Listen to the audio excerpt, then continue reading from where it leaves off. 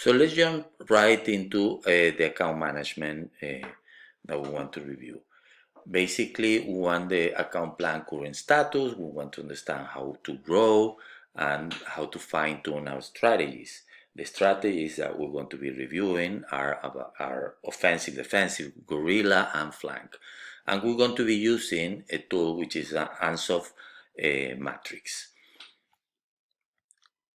Igor Ansoff arrived to the US when he was like about 18 years of age from Russia, right? He studied in the US and he did his PhD at Brown University. He was a mathematician, economy, theoretical philosopher on corporate matters. He even wrote a book about corporate organization. Where from that book, he is where we took this matrix that we're going to be sharing today. So that was about in the early 50s. Companies such as Apple, Coca-Cola, and so many others use this tool still today because it's so relevant and include a lot of information. So you have the markets and your offerings, and you have that matrix where you have existing market and existing products, new products into existing markets, and so on and so forth. And based off what is your strategy or what you want to accomplish and your market share, your position, and your GE strategic development, and how you really did all of that, and your market share. So you know whether you're going to be diversifying into the market, you're doing market development, product development, or you're basically trying to increase your market share.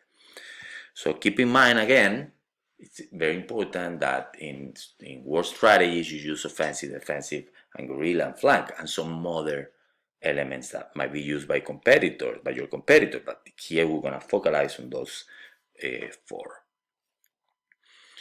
So what I did was that I put together the Igor Ansoff matrix, and I combined it a little bit with those guerrilla, flank, defensive and offensive strategies that are fundamental to understand what is it that, give us a sense of what is it that we're doing.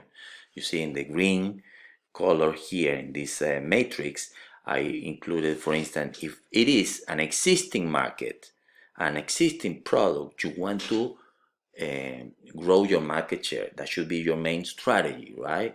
And in order to do that, you need to have a defensive and or offensive strategy. And if you're doing that, the risks are low because you already know that market, right?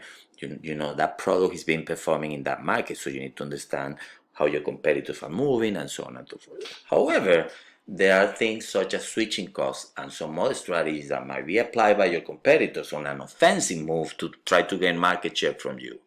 So each of those elements that you see, strategy A and strategy B, they got some sort of risk. They have some strategies behind it that you really need to write down in detail here so you understand what is it, and everybody in your organization understand what is it that they need to do to win. On the other hand, if you work on strategy C and D with new markets and existing products and so on, you also need to pay attention to that and position properly each product, so you really have everybody in the same page and you know what is it, the set of actions that you need to take in order to accomplish that overall goal, offensive, defensive, and so on. Let me give you an example. Here I prepare a chart where you have the strategy, the product description, then you might want to understand what is your market share of that product in that specific market, whether you are starting, this is something new, and so on. So you need to have that clear in one place. And then what is your target? If your target is growing your market share because it's an existing market with an existing product, then you need to say, well, I'm going to grow my market in X%. So it's a year-over-year key success factor thing that you need to keep a track on. If it is a new task that you need to develop for maintaining that market share, so you need to write that down here, and so on and so forth. You do that with each one. So if you remember in the previous videos, in the 3 previous videos, we share the market share, we review the numbers, we did all of that. So once that you have all that information in place, so you jump into this grow strategic organically, and you say, well, I want to grow 10% year over year, or I want to grow 10x. Let's say I had sales of 10 million and I wanted to jump to 100 and one order of magnitude, let's say. And you do those bold goals there. You want to grow, to whatever. And you do a combination of all of those things that we reviewed previously, and then you make this sort of a table, which is basically the type of a table that I did use with the team, and we wrote the details of what were the set of actions and tasks that we needed to do in order to accomplish the main strategy, whether it was a defensive strategy, an offensive, a guerrilla, and so on and so forth.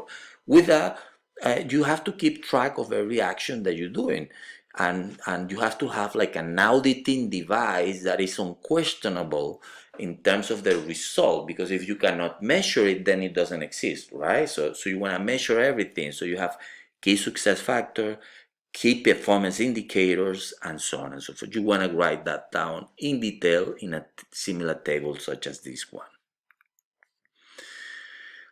So the benefits of this type of tools are self-explanatory, but I just want you to keep in mind that this will help you dramatically to increase your customer retention, reduce your churn meaning the clients that might go to your competitors, because you already have a strategy in place to keep them there, to avoid that they do some pricing strategy and displace your product. So you have that information, and that's a benefit when you have it all in one place. Then you play your offensive, your defensive strategies, your guerrilla and flank if you're going to new markets, and so on and so forth. So this is all for now. I hope you enjoyed this video. It's very important. So if you like it, please subscribe and click the bell, and I'll see you in the next video.